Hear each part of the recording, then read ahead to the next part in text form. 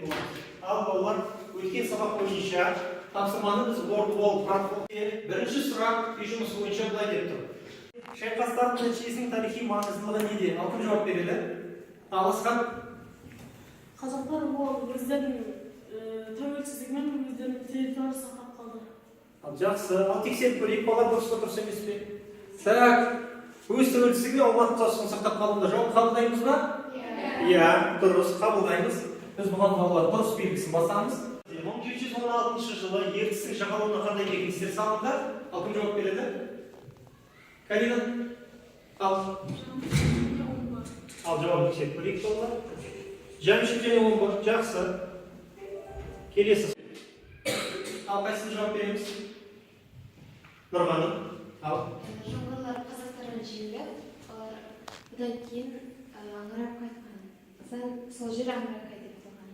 Жақсы. Ал жауап тексеріп көрейік. Яғни бұл бізде жоңғарлардың жеңіліс табуына байланысты, және олар шынымен аңырап қашқандықтан, бұл жер бізде жоңғарлар тым көп қайтыс болған, және олар аңырақай деп аталу себебі осындықтан. Жауабын қабылдаймыз. Дұрыс. Так, енді төртінші сұрақ. Не себепті қазақтар ордабасыға жиналды? Ал кім жауап береді? Ал Нұрай жауап береміз ба? Өйткені олар бірігіп жоңғарларға қарсы Күш жинағысы келді, иә? Жақсы. Ал жауап көрейік балалар. Жоңғарларға қарсы бірігу, күш біріктіру, тағы басқа. Так, қабылдаймыз, жауабын. Келесі. Бесінші. Жоңғарлармен соғысқа қазақтың қай батырлары қатысты? Ал Лена? Қабанбай, Ырғызбай, Бөгенбай, және де басқа батырлар қатысқан. Жақсы. Ал қарай балалар. Дұрыс қабылдаймыз, Келесі. Жоңғарларға қарсы қолды кім бастап шықты және неліктен? Ал кім жауап береді? Әбілқайыр хан және Қай батыр болды бізде? Ал Карина? Жоқ. Бөгенбай. Жақсы. Ал Нұрай толықтырып көрейікші, жауабымызды қандай? қарсы Әбілқайыр хан мен Бөгенбай. Жақсы. Бізде бүкіл әскерінің қолын бастаған Әбілқайыр болатын болса, қолбасшы бізде Бөгенбай болды, иә? Ордабасыдағы жиын қашан өтті, қай жылы өтті? Ал Рамазан? 1726 жылы. Жақсы. Ал тексеріп көрейік балалар. Жақсы. Дұрыс қабылдады. Келесі. Ресей Қайып хан және Әбілқайыр хандардың ұсыныстарын қарауға мұршасының болмау себебі неліктен осы екі ханның одақтасу туралы ұсынысын Ресей жауапсыз қалдырды? Ал кім жауап береді? Ресей Қайып және Әбілқайыр хандардың ұсыныстарын қарауға мұршасының болмау себебі бізде бұл жерде екі хан Ресейге әскери одақ құру туралы ұсыныс жасаған болатын. Ресей жауапсыз қалдырды. Оның себебі қандай екен? Ал кім жауап береді? Айса? Өйткені Ресей халқы Швеция халқымен соғыс жатқан еді. Жақсы. Ал жауабын қарап. Жақсы. Өте дұрыс қабылдады. Бізде 8 сұрақтың 8-іне жауап бердік, иә? Жақсы. Қарап тауып көрейік болар. Жаңа тақырып бізде суретке қараймыз болар. Суретте кімдерді көріп тұрмыз? Ал бірінші суретте кім бейнеленген? Әбілқайыр хан. Ал екінші суретте Анна Ивановна. Ол кісі кім? Кім? Ресей империясының патшайымы. Және үшінші суретте не көріп тұрмыз болар? Кімдер бейнеленген шамамен? Жақсы. Ресей шенеуніктері көріп тұрмыз. Қол көтеріп, жолыма жауап береміз. Ал Асқар? Қазақ. Жақсы. Ең бірінші жолдан біз қазақты көріп тұрмыз. Келесі. Кім? Балым. Империясының. Жақсы. Империясының онда көріп тұрмыз. Ары Диана? Ресей. Жақсы. Лена? Бастауы, иә? Бар тағы. Жақсы. Тағы? Ала. Так, Ресейдің жағында ала деген сөз бар екен тағы. Айса? Қосып. Жақсы. Енді балалар осының бәрін біз біріктіріп көрейікші, тағын таңдау қандай болуы мүмкін? Жаңа суреттермен байланысты. Естеу. Ал біреуді жауап берейік. Қол көтеріп. Асқар? Ресей империясының кімдер қосып алып? Қазақ. қазақ хандығының не істеуі? қосып алу. Жақсы. Ресей империясының қазақ хандығын қосып ала бастауы болар. Біздің қазір зерттеу сұрағы қарастыратын боламыз болар. Әбілқайыр ханның Ресей патшайымы балалар Анна Иоанновнаға жазған хатының себептері салдары қандай болды? Дәл осы деді боламыз балалар. Тақырып мақсаты қандай болар бізде? 300-дегі орталық биліктің ыдырауын анықтай отырып, қазақ хандығының ішкі саяси жағдайына талдау жасайтын боламыз балалар. Сосын қазақ Ресей, қазақ хандығы және қазақ башқұр 18 ғасырдағы қарым-қатынастары сыртқы саясатқа балалар қазақ хандығына нәтижелері қандай болды, осыны қарастырамыз. Топқа бөлінетін боламыз. Бұл бізде балалар Class Tools платформасы арқылы топқа бөлінетін боламыз. Бізде балалардың бөлім саны жазылған. 3 топқа бөліп көреміз. Жақсы. 3 топқа бөліндік. Бірінші топ бізде Нұрай, Асқат, Лиана, Қалиасқар Нұрай және Ақбота. Екінші топ балалар көріп тұрмыз. Рамазан, Қасиет, Нұрған, Балық, Жанарыс. Үшінші топ Диана, Айса, Аслай, Динара, Карина. Ал балалар топқа бөлінеміз.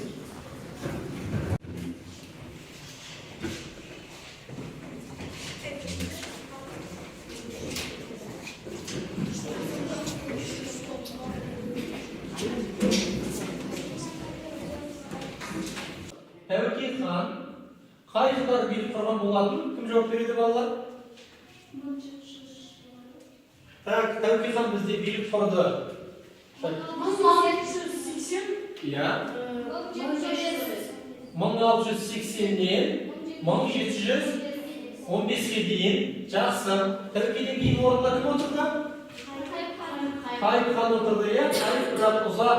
Кім билікке келді балалар қай хан? Алайса? Жолбарыс, жақсы. Жолбарыс. 3 хан пайда болды, олар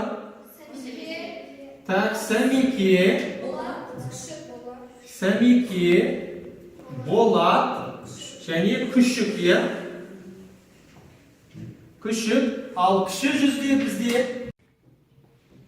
Енді бұл бізде балалар қазақтың 300-нің хандары жеке дара билікке тырысып бір ұрпақтан басқаратын хан болмады біздерде.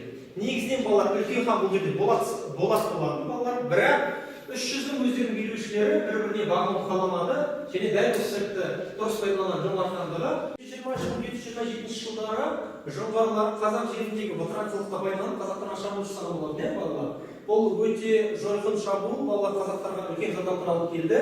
Бұл бізде тарихта қандай атаумен енді бұл жолғы шайқас балалар, шабуылдар, жоңғарлардың? Ақтабан шығырында алкоголь исламы. Жақсы, Ақтабан шығырында алкоголь исламы. Енді қарайық балалар. Осы жылдары қазақтың біраз бөлігі жоңғарлардың құрамына өтіп кеткен болатын. Ал сол кезеңде қазақтың әскерін бастап жоңғарларға қарсы күрес бастаған бізде Әбілқайыр болатын, иә балалар? Және қазақтар кейін балалар шайқастар жеңіске жетіп бастады. Ол Бұланды және Аңырақай шайқасында болатын. Енді қарайық балалар. Қазақтың сол мезетте 2 абыройлы хандар болды. Ол бізде Сәмеке және Әбілқайыр. Бірақ өкінішке орай олардың екеуі де хан болған жоқ. Дала сүйектері бізде Әбілмәмбетті хан сайлаған болатын, иә? Әбілқайыр болатын болса, әскерін алып кетіп қалды және Әбілқайыр жеке дара билікке ұмтылып, сосын кіші жүзге балалар жоғары бөліктен бізде башқұрт және қалмақтар шабуылдап тұратын және жоңғарлардың шабуылынан қорғану мақсатында Әбілқайыр Ресейден балалар пана іздеді. Тақырып осыған байланысты болады. Қазір балалар сендерге таратпа материалдар беретін боламын. Біз 3 топқа бөліндік, балалар қарайық. Бөліндік. Бірінші топ қазір балалар не қарастырады? Бірінші топ бізде балалар кіші жүздің Ресейге қосылуын алшақтағы қарастыратын боламыз балалар. Екінші топ кіші жүздің Ресейге қосылуы, ал үшінші топ балалар бізде қазақтардың Ресейдің қол астына өтуінің салдары қандай болды, соны талдайтын боламыз балалар. Ал бірінші топ бізде кіші жүздің Ресейге қосылуын алшақтағы бесеуіміз бөліп аламыз. Екінші топ бізде балалар кіші жүздің Ресейге қосылуын қарастырады. Ал үшінші топ бізде балалар қазақтардың Ресейдің қол астына өтуінің салдары қандай болып, соны қарастыратын боламыз. Мен жұмысқа қазір 5 минут беріледі, одан кейін басқа жұмыс жасайтын боламыз. Ал уақыт кетті.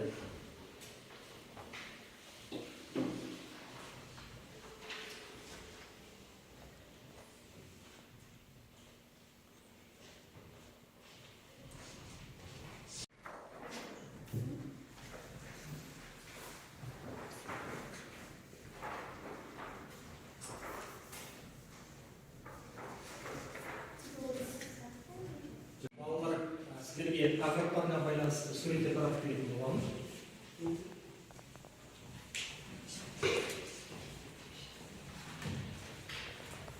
Қолдарыңызда фломастерлер бар.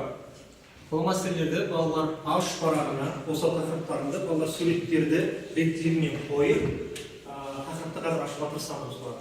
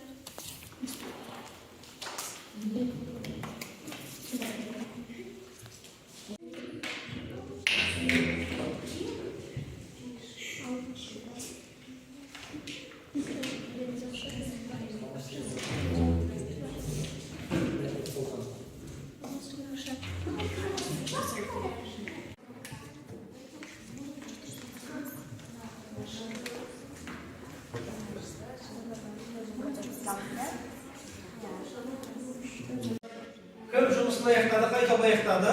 Сол бір мезетте қол шапалақтау керек. Ал кімдер аяқтады? Так, бізде үшінші топ аяқтаған екен. Тағы бізде тақырыптарыңыз қалай?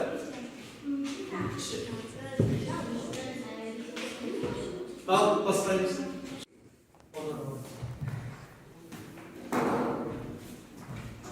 Жұмысымызды аяқтасақ, бірінші топ спикерлер ортаға шақырамыз. Ал бізде Нұрман және Нұралия. Келіңіздер, Нұрман жақсы қайыр.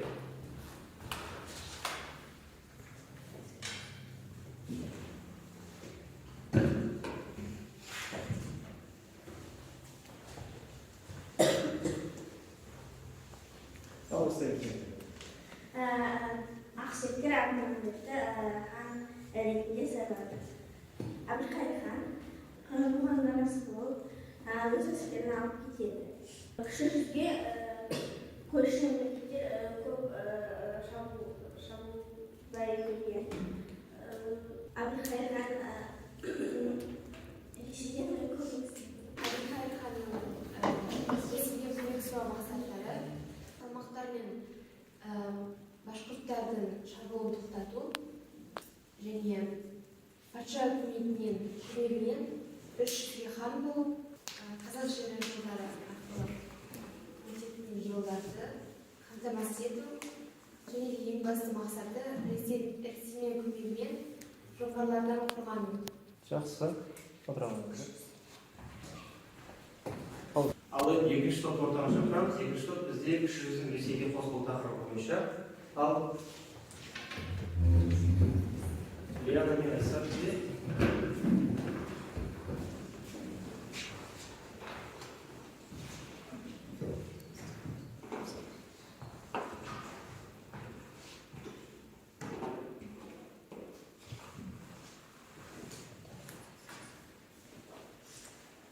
Бірінші суретте бейнеленген Әбілқайыр хан.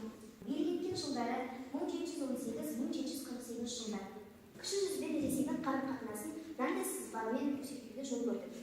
Ал мына суретте Ресей патшайымы Анна Иоанновна 1740 жылы, төменгі сызбада 1731 жылы берілген. 1731 жылы 19 ақпанда кіші жүзді борандыққа алуға жол берді. Құжат бойынша кіші жүз Ресейге алым салық төлеп адал қызмет етуге ант береді. Ал Ресей болса кіші жүздерді сыртқы жолдардан қорғауға ант береді. 1731 жылы Анна Иоанновна Әбілқайыр ханға текке жібереді. Әбілқайыр хан бастаған 29 қазақ старшыны Ресей қол астына өту туралы ант берген. Бірақ басқа ақсүйектер Ресейге бодандық қолдан бас тартты. Мына сызбада 1738 жылды көріп тұрмыз. 1838 жылы патша үкіметі Әбілқайырға сенімсіздік танытты. Сондықтан Қытай шақырды. Қорқайда Әбілқайырдың екі баласы Нұралы және Ералы Ресейге адал боламыз деп екінші рет ант берді. Ресейге бағынғысы келмеген адамдар көбейді. Нәтижесінде 1748 жылы Әбілқайыр хан өзінің қарсыластарының жолынан қаза тапты. Ал енді үшінші топ қалды. Бізде қазақтардың Ресейдің қол астына өтуінің салдарын қарастырып ортаға.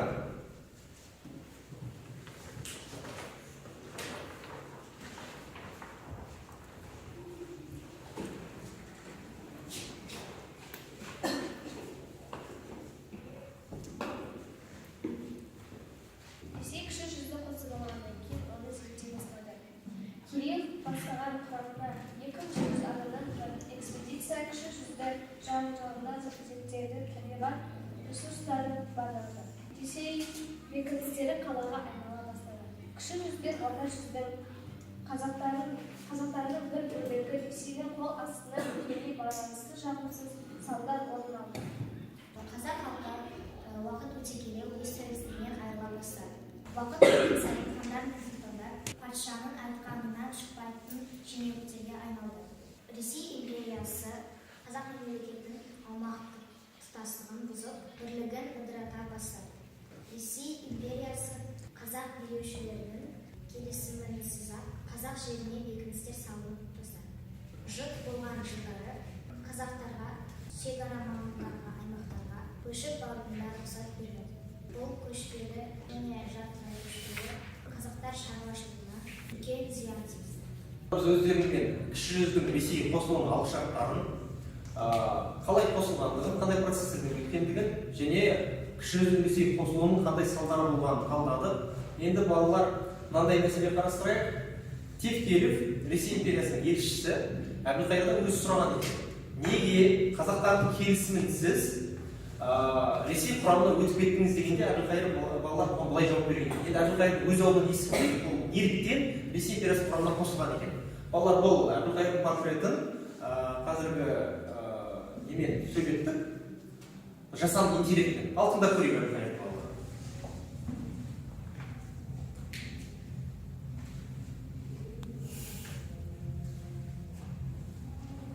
Басқалардың келісімінсіз Ресей бодандығын сұрағанын рас, оның мынадай себептері бар. Ерте заманнан аталарын Ташкент, Түркістан және Сайрам қалаларын сол айналадағы қалашықтар мен елді мекендерді билеп тұрған. Көп жылдан бері Қонтайшымен соғыс болды. Бара-бара Қонтайшыға төтеп бере алмадым. Әйелім мен өгей шешемді де Қонтайшы тұтқындап алып кетті. Міне, сондықтан жоғарыда аталған қалаларды тастап көшпелі қазақтар арасына келуге мәжбүр болдым. Екіншіден, еділ қалмақтармен, башқұрттармен және бұхаралықтармен соғысып келемін. Жан-жақтан жау қаумалап алды. Енді Бұхара мен Хиуа хандықтарымен тіл табысып, еділ қалмақтарымен Орал башқұрттары тыныштық бермейді. Ал қалмақтармен бүгін тату болсақ, ертең соғысып қаламыз. Башқұрттар патша ағзамның әмірі, болмаса бізге татуласатын емес. Бүгін сабағымыз осылай аяқталды. Енді өткен сабағымызға кері байланыс жасасақ, былай есептейікші балалар. Бүгін сабаққа сыныптастарым келмей қалды. Осы сыныптастарым сендерге жазып отыр. Бүгін тарих сабағында не істедіңдер дейді. Бүгін не істегендеріңді қысқаша түрде 20 сөзден тұратын сөзбен осы парақшаға жазсақ.